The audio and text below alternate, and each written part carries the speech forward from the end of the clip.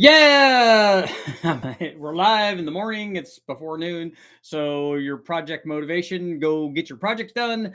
I have lots of projects I'm working on too, so I'm going to get those done. But today we're talking about 1,000 horsepower turbo camshafts. We'll talk about LS, but really this carries over to all of the other engine families, Hemi, FE motors, I don't know, 300 Ford, 6 cylinders, whatever you want. It doesn't matter. 3.2s, 351s, small block Chevys, big block Chevys, all those. Really, what we're going to learn here today, it all of them qualify. Really, all of the camshafts that we're going to take a look at, honestly, when you find out, they're really all 1,000 horsepower camshafts. But let's take a look at some specifics and find out what we have going on. So the question is, Richard, what camshaft should I use for my 1,000 horsepower turbo motor? Here are some things that people need to realize when they're asking that question. The reality is that your 1,000 horsepower turbo camshaft isn't designed to make 1,000 horsepower on a turbo combination. I mean, it is. It's going to do that. But really, almost any camshaft will do that. That's the surprise. Spoiler alert, they all will get there. The question is, what else do you want the camshaft to do? Because when you're driving around, 99% of the time, you're not going to be making 1,000 horsepower. You're not going to be making anywhere near that. You're going to be driving around on it. Even if you're driving it to the track or backing it off the trailer, it's not going to be making 1,000 horsepower. So what else do you expect the camshaft to do? The reality is, just like when I do dyno testing, me doing the dyno testing and running at wide open throttle is very, very easy. Getting the engine to do all the other things it needs to do is very, very hard when it comes to tuning. Same thing with the camshaft. Getting the camshaft to make 1,000 horsepower on a turbo LS, for instance, is the example we're going to use here, is very, very easy. That takes nothing. But what do you want it to do in addition to that? Okay, when it's not making 1,000 horsepower, which is only 1% of the time, what else do you want it to do? Now comes the tricky part. Do you want the thing to also idle well? Do you want to get good fuel mileage? Do you want to drive around? Do you want to have good turbo response? You know, what are the other things that you're expecting of the camshaft? That's really the discussion. The 1,000 horsepower thing is like, you know, I put a a thumbnail up there and then a big disclaimer, hey, make 1,000 horsepower with your camshaft, because everybody gets excited about that. But the reality is that's not hard to do. In fact, you can do that with whatever camshaft you happen to have. If we take an LS, for example, we've got a 4.8, a 5.3, 6.0, whatever it is, and you have a stock camshaft in it. Let's start out with the smallest camshaft that they offered, which is the LR4 or the LM7 camshaft. You want to make 1,000 horsepower with that stock camshaft, you can. It is technically a 1,000 horsepower camshaft, the stock, the mildest stock, and so that you know, every other stock camshaft will also do that. In fact, every other stock camshaft above the LR4 LM7 camshaft will do it a lot easier because they make more NA power. So if we start off with that mild camshaft, and let's say we have our motor make 300 horsepower. Normally they make more than that. Even a 4.8, the way that we run it on the dyno, makes more than 300 horsepower.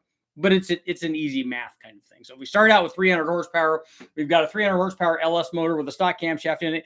Can we make 1,000 horsepower? Yes. It just takes a lot of boost to do it because it's not making very much NA power, and boost, as we know, is just a multiplier of whatever is there. So if we have a 300 horsepower motor, NA motor, how much does it take to make 1,000 horsepower? Well, if we do the math, every 14.7 pounds of boost will add another 300 horsepower. So if we add 14.7 pounds, we get 600. We add another 14.7 pounds, we get 900. And then you need to add a little bit more to take us over the 1,000 horsepower mark to add that last 100. It turns out that if we have a 300 horsepower motor, and everything worked out where we had good fuel in it, like E85, we had the right amount of timing, we had intercooler, yada, yada, yada, had the turbo that wanted to, or turbos that wanted to make power up at that elevated pressure ratio, we would need about 34 to 35 pounds of boost. But if you have a 5.3 and you're running 34 to 35 pounds of boost, it could theoretically be 1,000 horsepower combination. So your stock cam will make 1,000 horsepower. So look, even the stock cam is technically 1,000 horsepower cam. It's not, excuse me, not at all what I would recommend. And if you're looking to make 1,000 horsepower, you shouldn't be doing it with a stock camshaft, only because it takes so much boost. And with elevated boost pressures become elevated charge temperatures. intercooling becomes more critical, the tune becomes more ultra critical. You're really pushing the boundaries of boost pressure and back pressure. It's just not a good combination. It's theoretically possible. So we theoretically have 1,000 horsepower camshaft in our stock one, but it's not what I would recommend. Not on any of the combinations. Not on an LS, not on a Hemi, not on a big block, small block, whatever. None of those factory combinations, because the stock camshaft, not that it's not a turbo cam, it works just fine with a turbo, as we've seen here, and I've shown it many times in my dyno testing. In fact, if you're looking for, you got a stock LS and all I want to make is 500 or 600 horsepower, I recommend staying with a stock cam. It idles like a stocker. It gives fuel mileage like a stocker. It does all those good things. Plus, if you're just trying to multiply it a little bit, you could make pretty easy power with that. If we put any other camshaft in an LS, like any kind of stock camshaft, let's say we go from 300 horsepower to 400 horsepower, which quite honestly is only a 4.8 or a 5.3 with a cam in it. Heck, even some of the factory cams, like an LS7, LS9, LS3, LS6, any of those camshafts will take a 5.3 up near 600 horsepower, the way that we tested on the 400 horsepower at the flywheel. So if we go from 300 horsepower, which none of the LS motors make, they all make 330 to 350. But if we go from 300 horsepower to 400 horsepower, now with our camshaft, now our turbo camshaft, our 1,000 horsepower turbo camshaft, only requires 22 pounds of boost to make 1,000 horsepower. So by putting a good camshaft in it and making 400 horsepower instead of 300 horsepower, now it only takes 22 pounds, because now every 400 horsepower, when we add 14.7 pounds of boost, it adds 400 horsepower and not 300. So we're starting out higher, we're adding more each jump, so it takes a whole bunch less boost to get us there. Still 22 pounds with a 400 horsepower motor. That's still a pretty fair amount of boost, but a whole bunch less than 34. So we've added 100 horsepower to our combination, and we've come down 12 pounds of boost to make our 1,000 horsepower camshaft make 1,000 horsepower. It's very, very simple. What happens if we go up even further? What happens if we start with a 500 horsepower motor? Let's say we do a really, really healthy 5.3, or we just do a 6-liter with a cam in it, because it's a lot easier, it's bigger.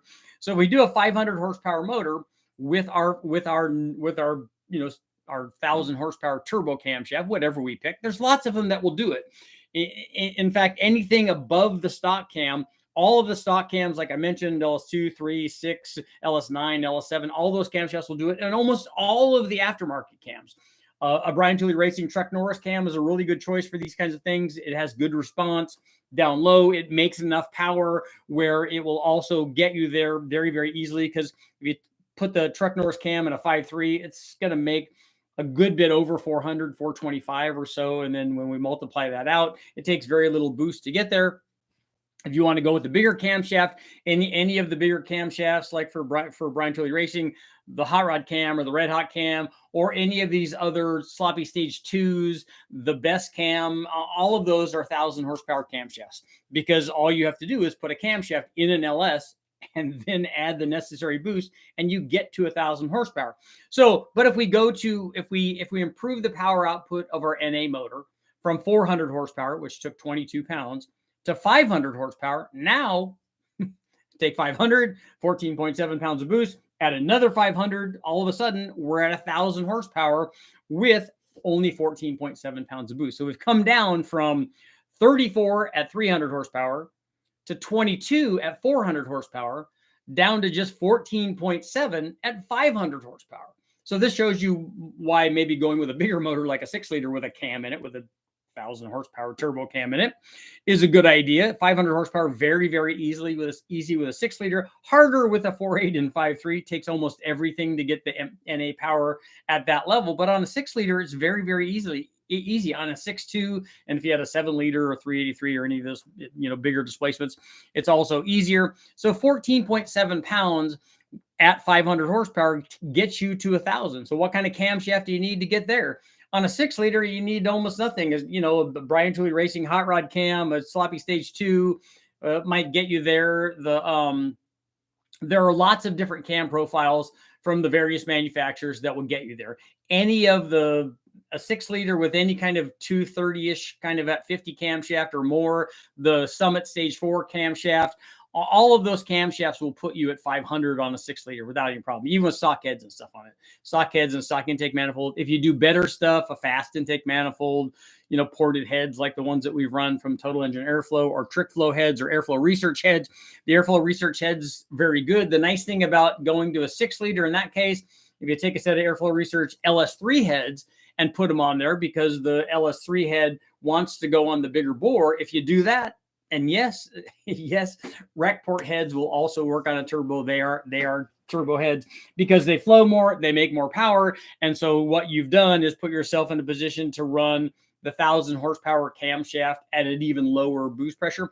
So the final step we'll talk about today is, okay, now if we go from 500, let's say we go to 600. Well, 600 on an NA combination takes a lot. It takes a 6.2 with a big cam in it and the right intake manifold, or a 6-liter with heads and cam and intake manifold. It takes a lot. But if you got to 600 horsepower with your big camshaft, which is going to take a big camshaft to get there. So if you made 600 horsepower with your LS NA, a 408, a 6-liter, 6.2, whatever, with a big camshaft in it, and then all you would need is 9.8 pounds. So about 10 pounds of boost now, if you're starting with 600 horsepower, gets you to 1,000.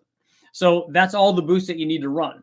And the point about this whole camshaft discussion is you can take a stock cam of any sort of aftermarket, or you could take a stock LR4 or LM7 camshaft, takes a lot of boost. Put another stock camshaft in there, LS2, 3, 6, whatever. They'll make quite a bit more peak power. Now they lose power down low, so you're going to lose response compared to the milder LM7 camshaft, but they will help get you to the 1,000 horsepower mark if that's what you wanted to do at a much lower boost level. All of the aftermarket cams, again, the Brian Tooley Racing Truck Norris cam is one I recommend for guys running turbo stuff. Ever since we've run the turbo stuff on it, it has good response, has good low speed power. Other ones will do it too. I'm just talking about something that's a cam like that in those sort of specs, the Chupacabra, the other Summit cams and stuff that I tested. All of these cams will all work. They're all 1,000 horsepower camshafts.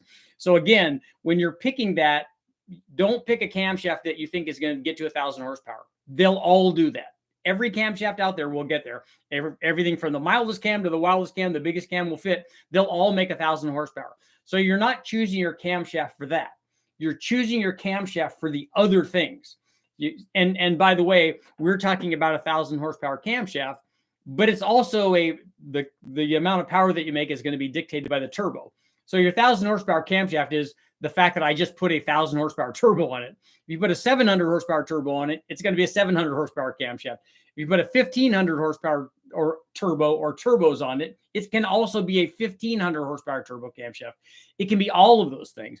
And most guys, like I said, even at the 1,000 horsepower mark, are going to be running around the street, probably not with 1,000 horsepower. If it takes 15 pounds of boost to get there, they're driving around on 10 or 8 or 6 or whatever the number is, depending on how, what kind of octane. And it works for all of those. And in those instances where you don't have your two-step setup and your launch control and your big slicks and all the things that you need to go race at the drag strip, when you're just running around with it, if you're driving this thing around, this is why the camshaft becomes critical. All of these are 1,000 horsepower camshafts, but if you're driving around, you want the smaller, milder camshaft that drives around and, will set light the turbo off quickly so that you can have more fun when you're out doing the things that you do that are not particularly at the drag strip, when everything is optimized for, launch and making lots and lots of power. So that's why I normally recommend the 1,000 horsepower camshaft be on the milder side. That's why I don't think as popular as it become, the sloppy stage 2 cam, for instance, on a 4.8, I don't think it's a good idea unless you're racing it, particularly when you team it with something like a high ram or something, where it becomes a 7,500 or 8,000 RPM deal. It's not good for the street. So pick the cam accordingly. I would pick a sloppy stage 1 over a sloppy stage 2 for most of these driver kind of applications, particularly if you pick small motors. If you pick a 4.8, I always go smaller in the camshaft to help get the turbo lid off. I always recommend a smaller turbo too to get the turbo lid off, because for a 4.8, you can make lots of power, but it's much better if the thing is responsive and you're not waiting till 3,500 or 4,000 or more to get everything going where you're making the power. That's okay if your RPM range is from 4,000 to 8,000 or from 5,000 to 8,000. At the drag strip, when you're using that, yeah, it makes lots of power and it's going very fast, but it's really not that much fun on the street. So your 1,000 horsepower camshaft, don't pick it because you're looking for a camshaft that makes 1,000 horsepower. They will all do that. Pick it for all of the other 99% of the things that you want the camshaft to do. Pick the camshaft for that, and then lo and behold, you have your 1,000 horsepower camshaft. So let's see what you guys got going on today. Bump, bump, bump, bump, bump, bump, bump, bump, bump. I want a 1,007 horsepower camshaft. Yeah, that's a whole different cam profile. That extra 7 horsepower really, really takes into account. You need the tight LSA camshaft for the 1,007 horsepower. What if they made a camshaft that just stopped at 1,000? Yeah, that would be interesting. 1,000 horsepower cam with 1,000 horsepower with a 350 horsepower transmission and 14-second tires. Yeah, and 15 or 16-second brakes on it. That would be bad. Turbo Sentra, how's the Turbo Sentra running? Taylor, what's going on? Sound like a top fuel drag strip. You get 20 miles per gallon and work with a stock converter. Yes, we all want that. We want 50 miles per gallon. We want 1,000 horsepower. We want it to, some guys would want it to idle nice. Some guys would want the chop. Again, it depends. Pulling my 86 AMC Eagle to the shop as we speak. Oh, cool. I like those. 14.7 pounds, 300 horsepower. Put it on a shirt. 34 pounds equals 1,000 horsepower. That's right. That's turbo math. I need to do some turbo math shirts, right? I'm tuned to 7 pounds now. So are you driving around now, Turbo Sentra? That's cool. 1,000 horsepower possible with a 4.8. Yeah, we've done that lots of times. 1,000 horsepower, what RPM? How broad is the torque curve? Yep, all of that's tailored by not just the camshaft particularly, but also the intake manifold plays a huge part in where the thing wants to make power. 1,000 horsepower 4.8, would it be streetable?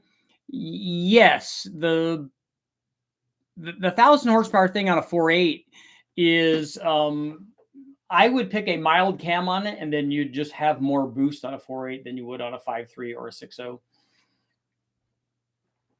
How much duration is too much duration? The amount of duration that you want or don't want is wholly subjective. So the duration usually makes the cam less drivable. So everybody's idea of, drivability is a subjective kind of deal. So for me, I like the stock cam. I like milder cams, and then you add boost. Some guys want chop. Some guys want to have people know that they have a camshaft in it. Some guys want the thing to charge hard on the big end. Some guys want to run a lot of RPM and go out into the danger zone. They want to take that highway to the danger zone. They want to do that. So that's a subjective deal.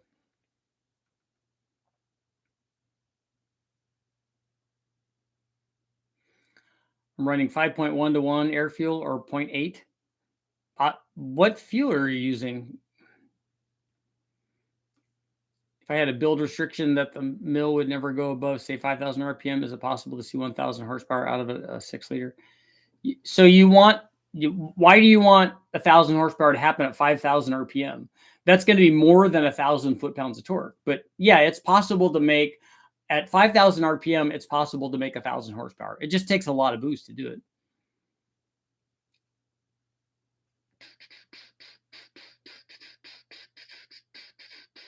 Taylor, are you going to Jeep Magnum it, or I put a 4-liter in my 76 Pacer with an A999 transmission? I'm sure that's what you're talking about. I have a 360 police car. It's got cop tires, cop transmission. I'm so grateful for the technology we have today to be able to make 1,000 horsepower. Yeah, it's easy. Although it can be more problematic, I think, because a lot of guys, they can make the power, but then they don't know which one has the best chop. That's right. The chop monster, right? What do I need to look out for when changing a piston? Are you just changing one piston, or are you changing all of them? Streetability is directly proportional to how close the trees, telephone poles, etc. are in your street.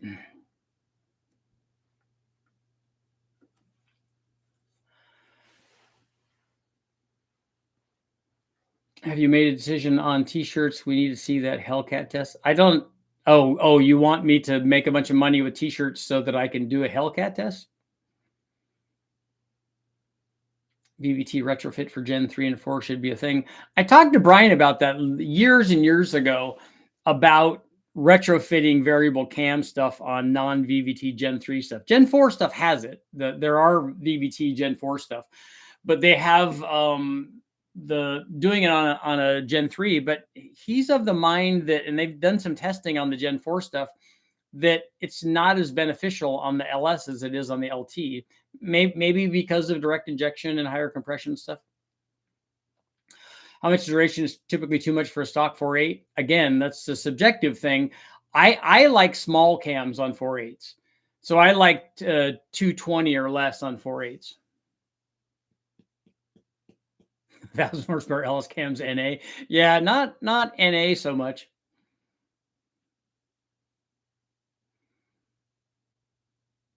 Would a 242, 250 duration cause piston to valve issues on a stock 4.8? Yeah, and it would be a, you know, an 8,000 RPM plus kind of camshaft.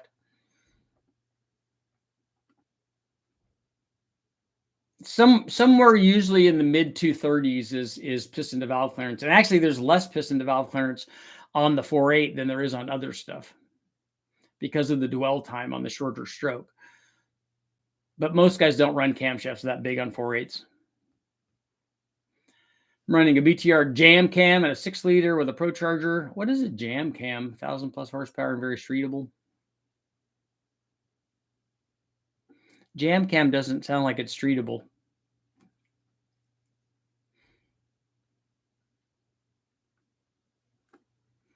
I'm shooting for 400 at the crank NA from my Gen 2 LT1. Then in theory should be 600 at 7.5 pounds.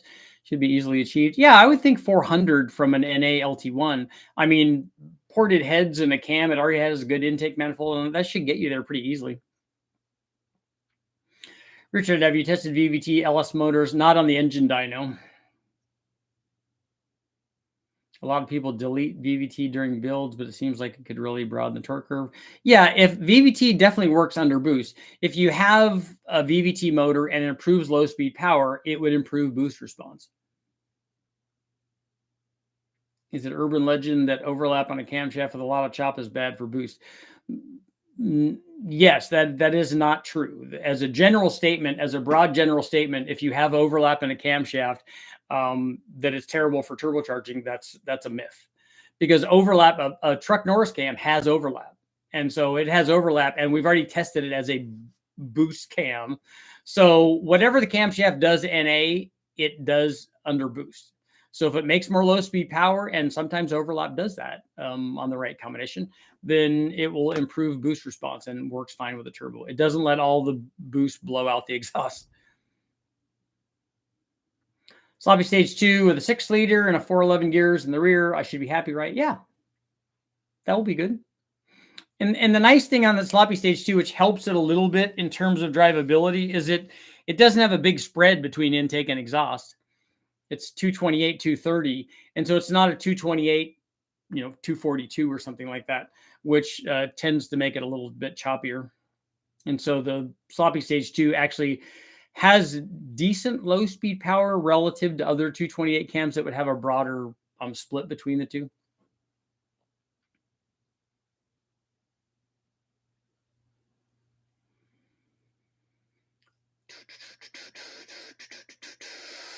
$230, $242, $608, $615, $115. So Sabrina Cruz, what is your question on that?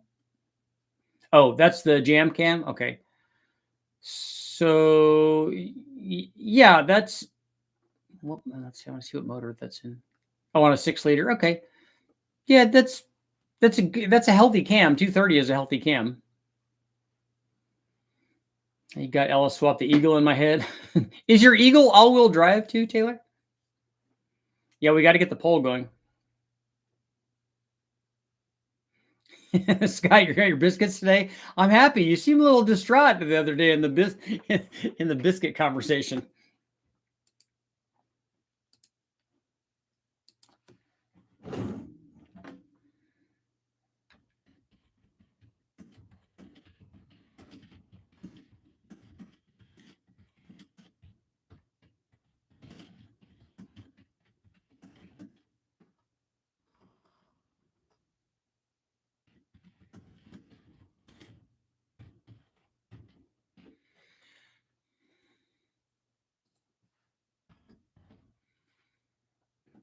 Okay, so the poll today is, should you always make sure to get your biscuits before leaving the drive-thru? It's a good one, right?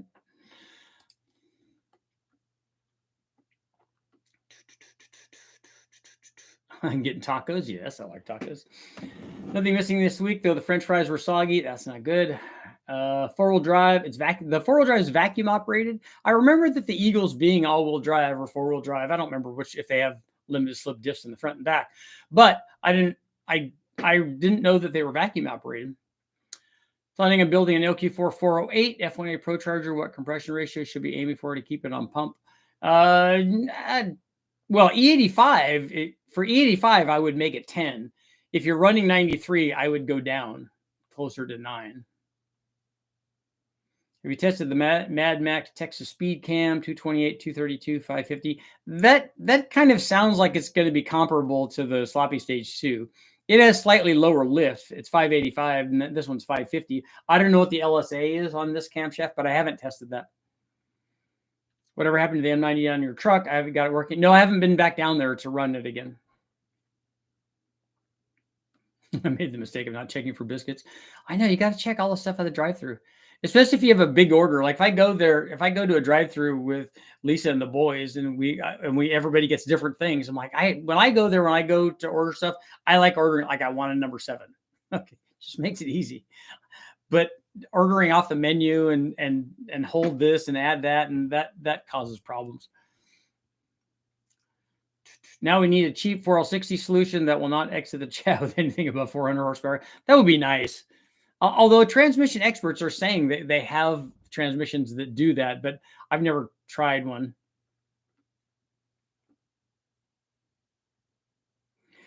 If I turbo my engine and go from 400 horsepower to 800, will my stall increase significantly? Yes, if you're making more torque at that stall speed. If it's an 1800 stall and your turbo doesn't come on till, another 1000 or 1500 RPM, and it's not significantly improving the torque production down there, then no, it's not going to change it. If you have a turbo that lights off immediately and your stall is 2500 and it makes another 200 foot-pounds of torque at 2500, your stall speed's going to go up.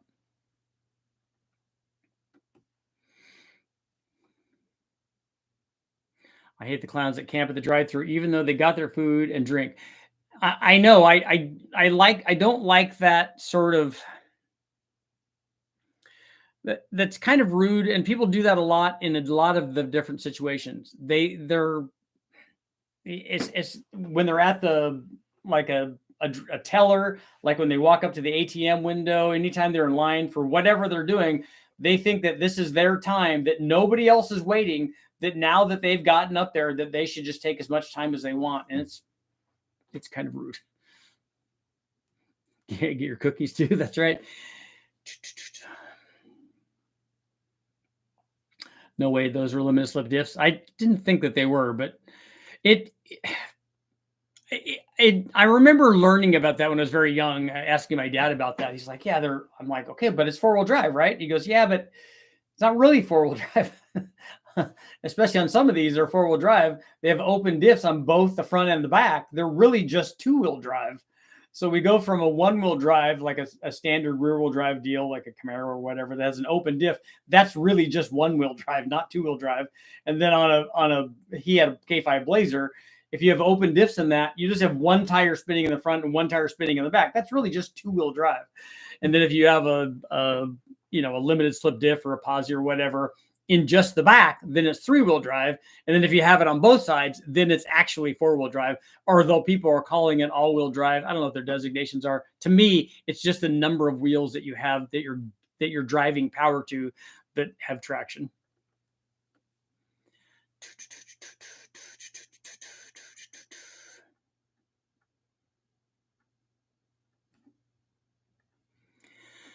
I don't ask for much. Biscuits and Bojangles and pizza sauce and Domino's. That's right. Thing I never did was put an LT4 528 hot cam and an L99. Is that going to be big for a 4.3 liter? I don't remember what the specs are on that hot cam. If the drive-through people could get the order right, we wouldn't have to camp in the drive-through until we check the order. But I pull forward before checking. Yeah, and I will pull forward out of the way so to make the next guy happy. I try to in everything that I do, whether I'm driving, and in fact I want to. That's one of the things I want to talk about on the marathon thing is driving etiquette. That if you're driving, your goal while you're driving you should be in the stream. You should do what you can to continue so that the stream moves freely. So everybody's efficiently moving as one unit. And if you have to stop and decide what you're doing, get out of the way. Pull off. If you don't know where you're going or what you're doing, pull off and then make your decision. So all the other people that know what they're doing and know where they're going and are moving efficiently and not cutting people off. Like I don't even have a problem when somebody races around me or I will move out of the way if I'm in the fast lane. Somebody wants to go faster, I'll move over, let them go, let them do their thing. I don't have a problem with somebody making a big move and even cutting me off. I'm okay with that as long as they keep going. If they cut me off and then go slow, then we have a problem.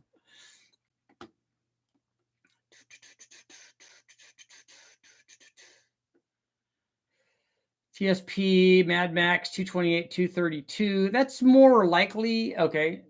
550. Yeah, that's going to be, and a 110 plus 5. So that's going to be choppier than the sloppy stage 2 is.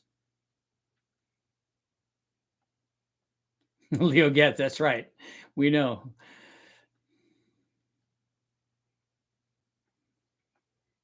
TSP with 110 may have less piston to valve than 115. Yeah, it's definitely going to be choppier.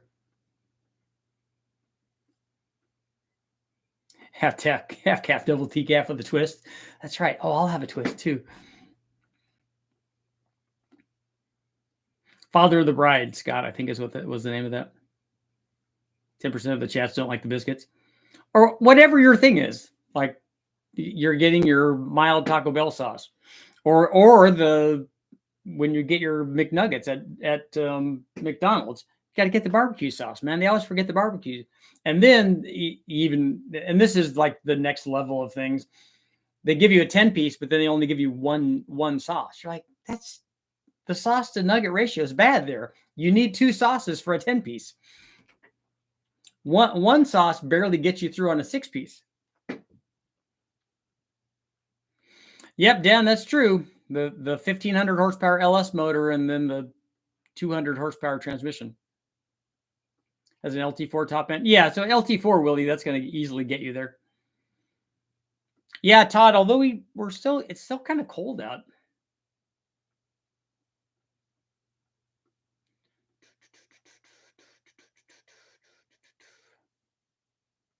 Australia, I'll get back to you. I'm just scrolling though.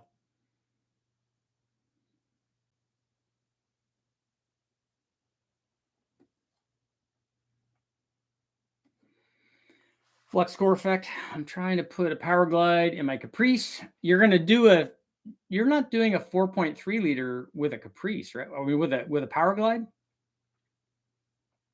2-wheel drive equals 1-wheel drive. Yeah. Open disc 4x4s or 2-wheel drive. Exactly. It's just frustrating. I need dyno time. Uh-oh. Yeah, if you're doing runs on the street, that's not good. Australia, talking about stall speeds. If you hit nitrous off the line, would it also increase stall speed? Yeah, if you nail it, if you're like power braking it and you nail the nitrous right off the line, the stall speed should go up.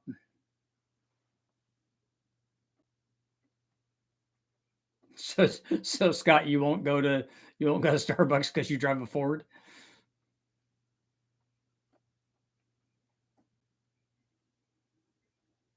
Does anybody know if an LM753 ECU will control a 98 OBS 4L60?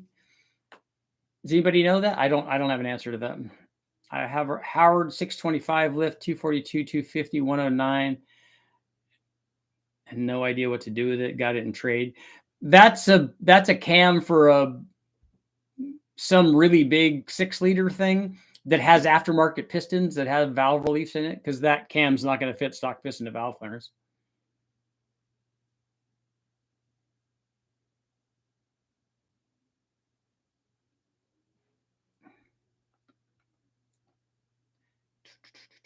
5.57 Dodgetown. Hello. 5.3 header GT45 sloppy stage 2. 14-pound spring, 80-pound injectors, 92 millimeter throttle body sheet metal intake for all 80 2400 stall. Yeah, all of that should work, I think. The 14-pound spring right off the bat has me worried. I think I'd start with a 7 and then see how you go.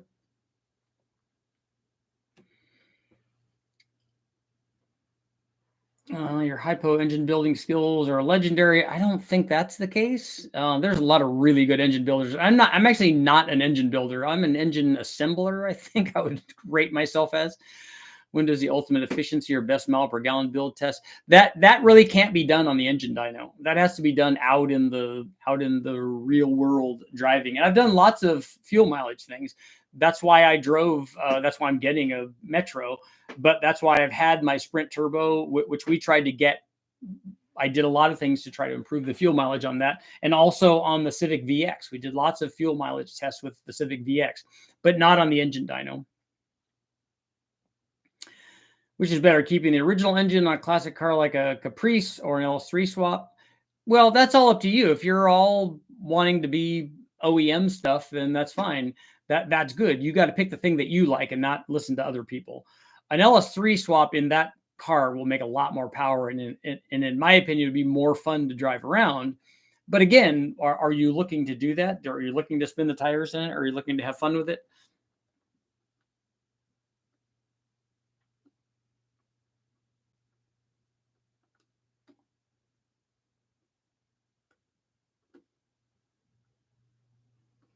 So you refuse to go to Starbucks in a borrowed car to buy a $12 coffee? My 68 small block 350 in the drag truck has 660 lift and 287 duration. Yeah, that's a lot.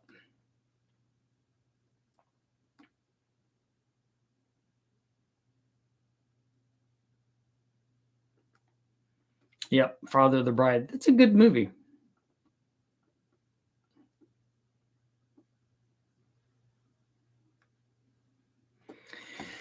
Gen 3 5.3 BTR stage 2 862 head Songy single plane with an elbow 102 millimeter throttle body and 8 horsepower.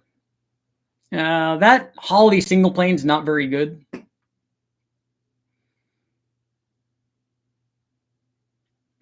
And I'm going to say low 400s. And but which stage 2 cam is it? Is it a truck cam? Is it a stage 2 LS1 cam? What is it?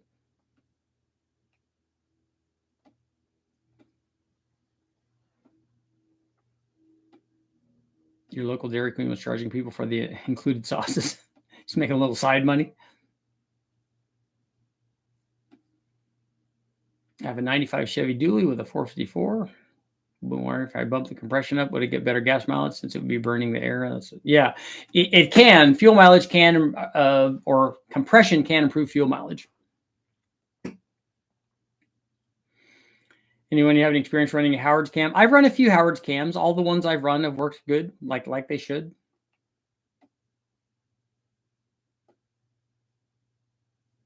If I'm running a Gen 3 cam and a timing set in a Gen 4 block, what do I need? You have to change the timing gear on it.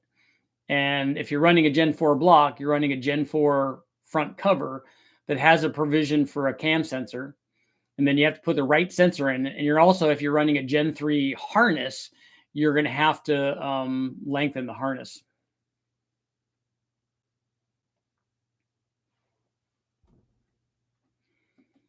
Image of cars, any HP tuners experts out there? So somebody help him out.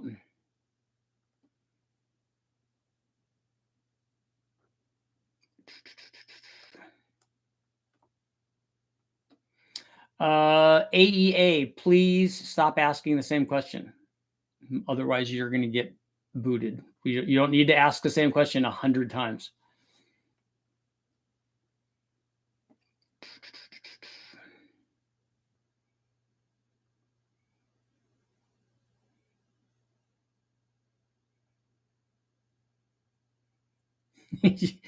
You have an undefeated blacked out Charger?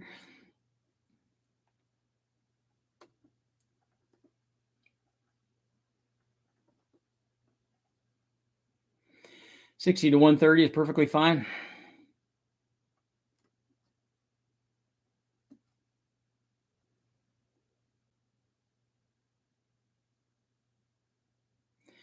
Richard in the crowd, if you insisted on upgrading rods and pistons in the stock bore turbo Gen 353 for 700 wheel horsepower through a 3000 stall and a four-door Z71, what pistons and rods would you choose? I would get the Summit Pro LS stuff.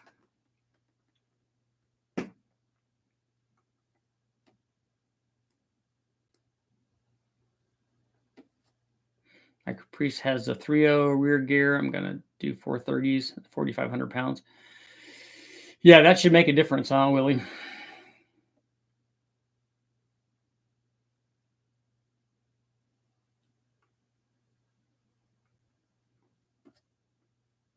Some of those old Caprices could get 28 miles per gallon on the with the small 4.3 L99s. Is turbo back pressure a concern with a cam? No. The back pressure is not going to be a function of your camshaft. The back pressure is going to be a function of the size of your turbo and the power output of your NA motor, and then the amount of boost and power you're trying to make.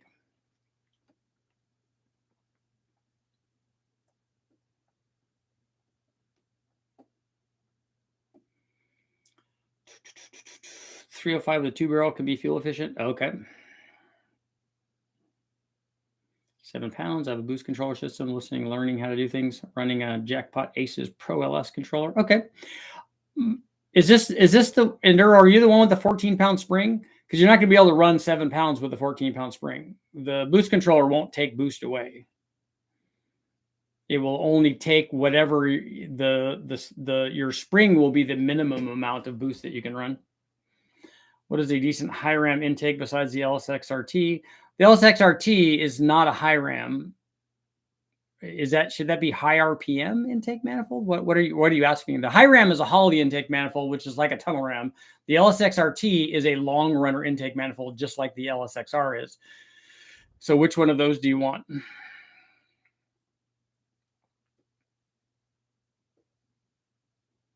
Oh yeah, the Black Charger thing. I did see that on YouTube. I wanted the boost under 18 pounds.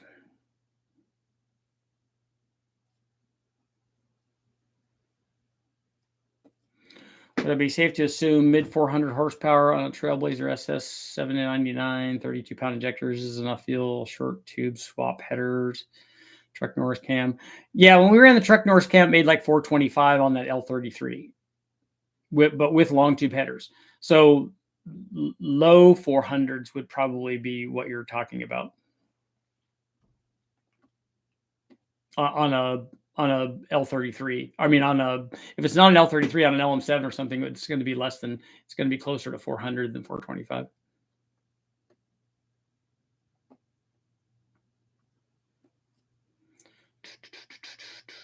Yes is always the answer. That's right. No hash browns at your drive-through. That's a bummer, man. That's the same thing. Well, what's up with that? And it's usually the one thing that you're looking forward to. How about a Holley intake with boost going through it at 10 pounds? Yeah, you can run boost through any intake.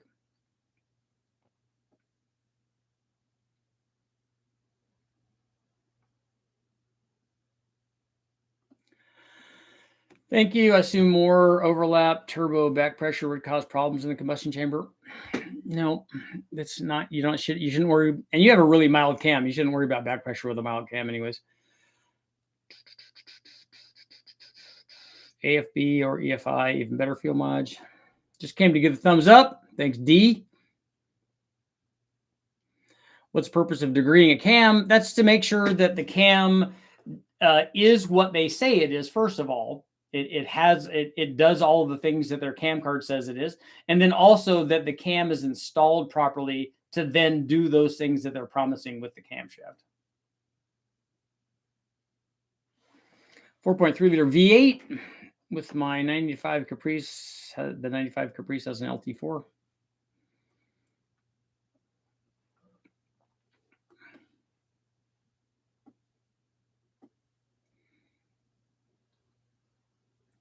So spring changes needs as well. Yeah, learning all this stuff. Yeah, the problem is there's no way for it to take away boost. It can't make the gate open earlier. It can only make the gate open later. The bottom pulley is a 9.7. That's a big blower pulley.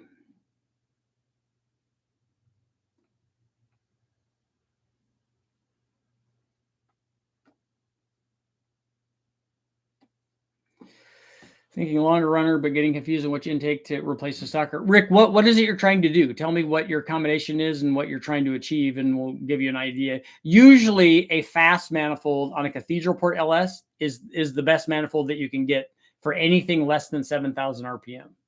You're not going to get anything that makes a better average power production than that manifold. But it's expensive. So what people do is go to the Trailblazer SS, which gets you, within 15 horsepower or whatever of the fast manifold.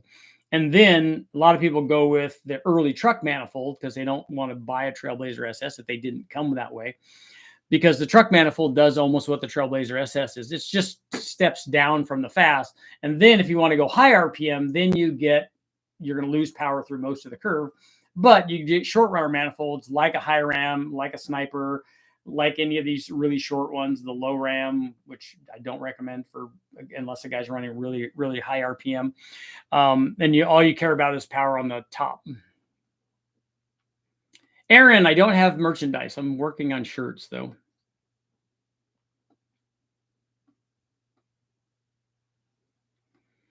Matthew, 221, 230, 600 lift.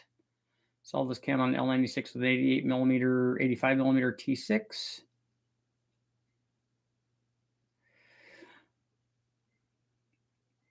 You have it on a L96. What intake manifold's on that, Matthew?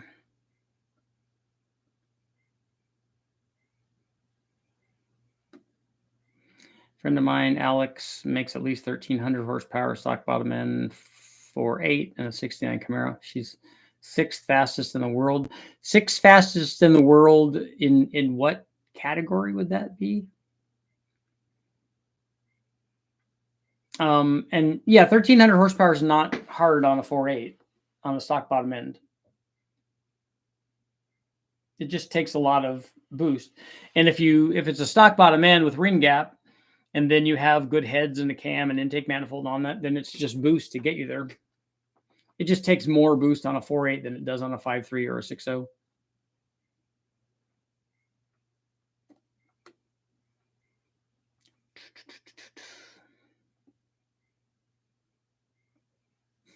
Watch all of Richard's LS videos. Start today and you'll be done in April.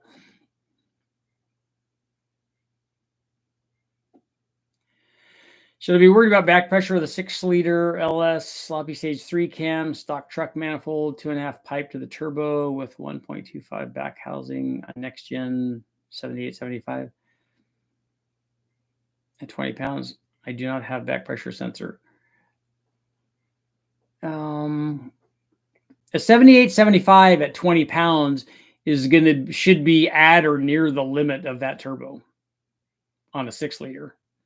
On a cam 6-liter, 20 pounds, you should have a falling boost curve on that thing. Because that turbo is it a Gen 3 7875? That's about 1,000 horsepower turbo, and you should be making 1,000 horsepower easily at 20 pounds.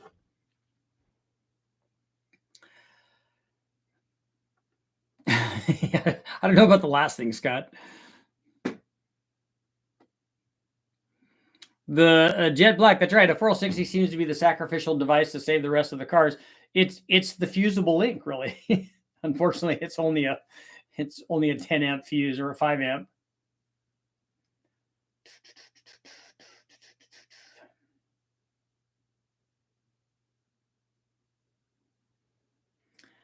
Tore apart my Eagle heads for cleaning and half the valves chipped where the rocker meets them. Thanks, Rock Auto. Dylan, are those Eagle Hemi heads? Looking at going through my 300,000 mile 4.8 my Silverado. I want to put in a truck Norris cam, better throttle body, cold air, and HB tuners. Possibly going with a turbo, wanting 500 to 600 horsepower. The turbo would be the way to go. I don't recommend doing a throttle body. That's not going to do anything for you. Just save the money there. A cold air intake, I would do a DIY thing off of the factory air box.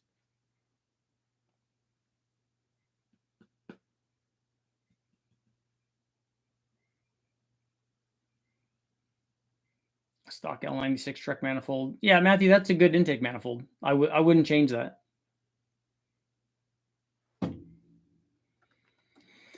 I wouldn't change a thing. How's our poll doing? Should you always make sure you get your biscuits before leaving the drive-thru? 89% are saying yes. 11% don't care about the biscuits, man. They're like, I don't care. I didn't want those anyways. I don't care if they're there or not.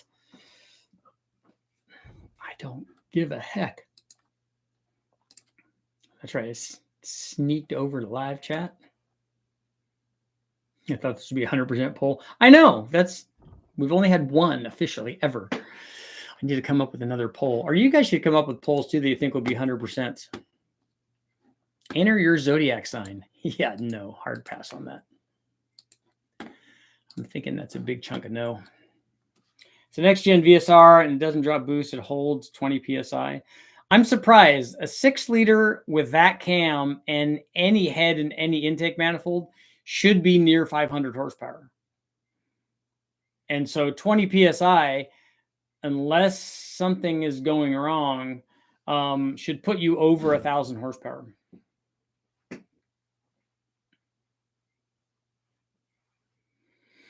Richard, on my 5.3, the GT45 with 14-pound spring at 6,000 feet, elevation work the same as at sea level? No, it probably will not make the same boost at elevation.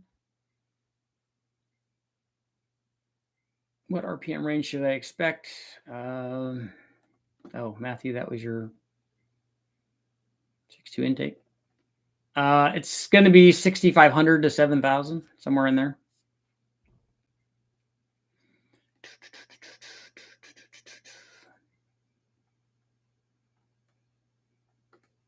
I'm scrolling back, Anthony, to see what you were saying about, if you were saying something previously about a Dynojet.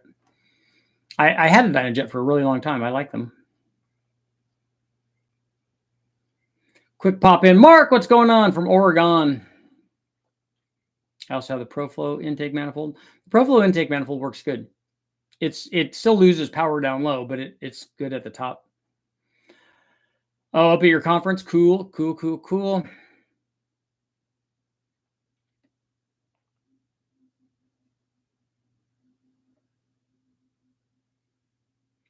Max livable power to the wheels, half-filled Ford 408 on E, stock 317 heads. There's no limit on the heads, if that's what you're asking. I mean, you could do, 1,500 on the heads, although they're going to, probably lift. But I don't know how much power you want.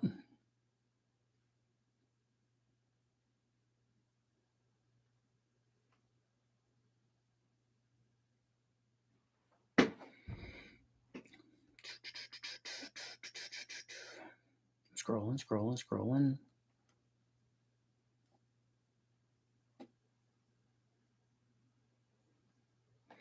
My L99 probably 4.3 put out 480 to the ground on it was on a 250 shot.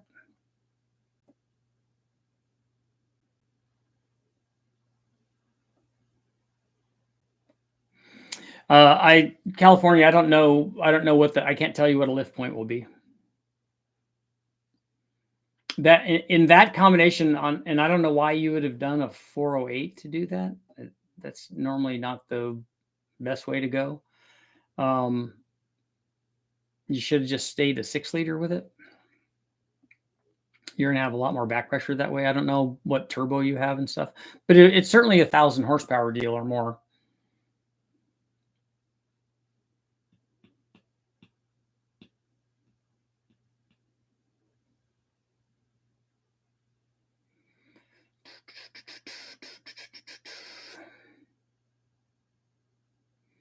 Been looking at Hellion turbos. They have good stuff. I've tested a few of their things. We have a 14 Mustang. I like the sleeper system, but they seem to not have that for this 197.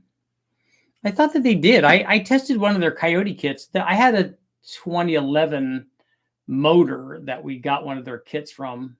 That was a low mount turbo, and then they had a pump to pump the oil back up into the valve cover.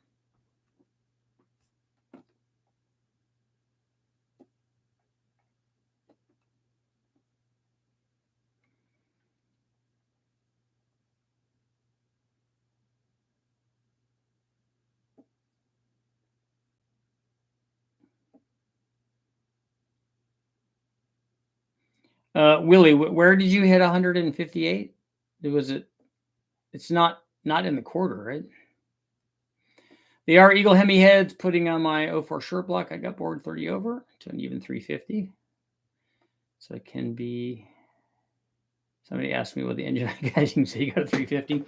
Can you? Oh yeah, you can on an iron block, right? You can go 30 over. That's not a problem.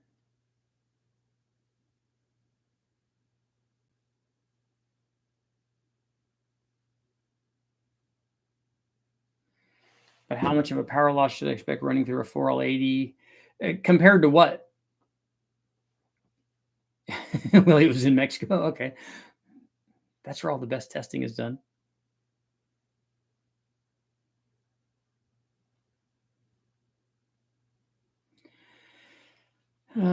Jason, I'm going with the Brian Tooley intake. What? I don't remember what combination that is now, Jason.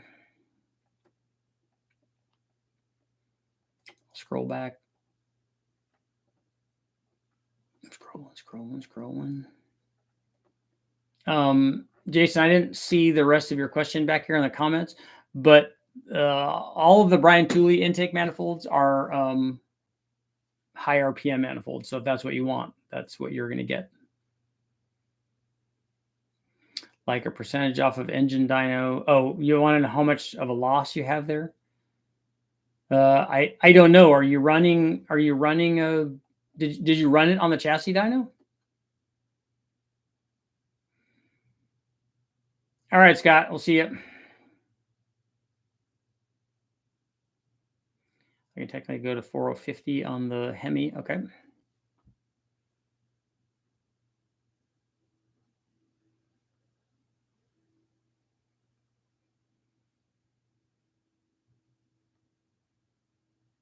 Aaron, it's at least, well, it depends. I have videos up on what we did when we ran it on the engine dyno and then ran it on the chassis dyno, but it depends on the transmission. It depends on what configuration we run the motor on the engine dyno. Like, did we run what water pump did we run? What exhaust did we run? That kind of stuff. But 100 horsepower is a pretty good estimate.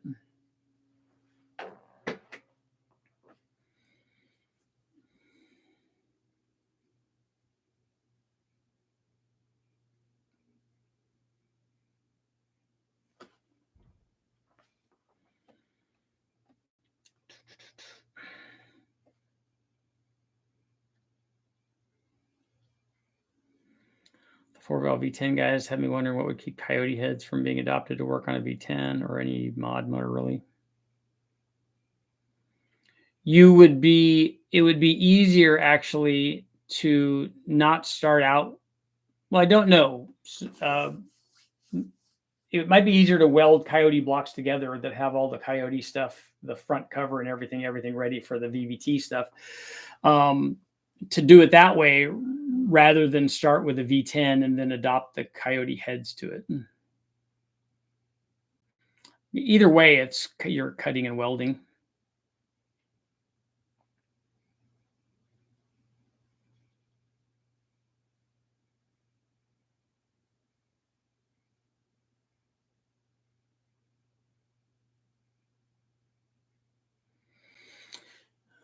Matthew, you want to know what your NA motor makes? Do you have any dyno results of what you've done already with the turbo thing?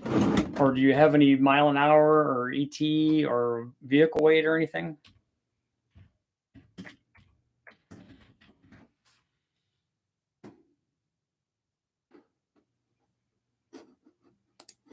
So it's 6 liter with a 221 cam.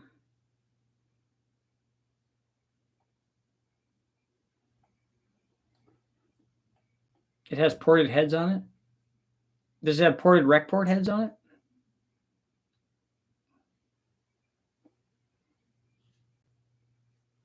I'm thinking it's low 500s MNAY.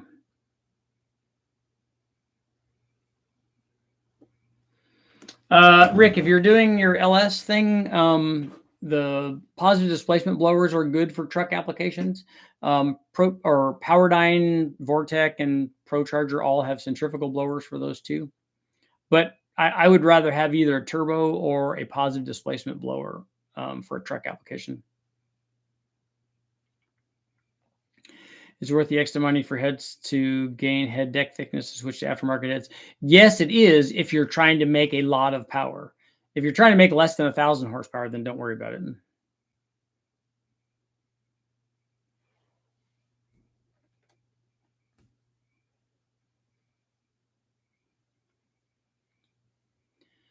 An LM4.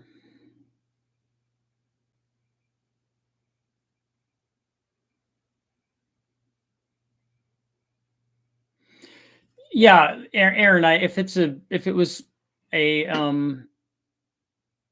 not a flat, I don't know what piston that LM4 has, but if it's a dish piston and it has the truck Norris cam in it, it's going to be 400-ish.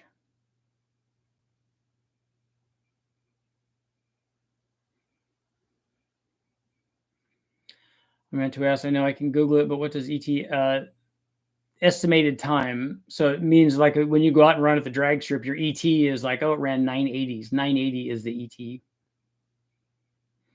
Or the blowers you mentioned are roots type. No, the ProCharger and the Vortec and the Torque Storm are all centrifugals, but Magnuson has positive displacement blowers.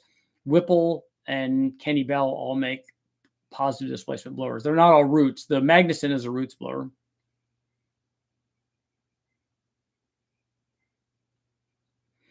So we're going to close out our poll at 89%.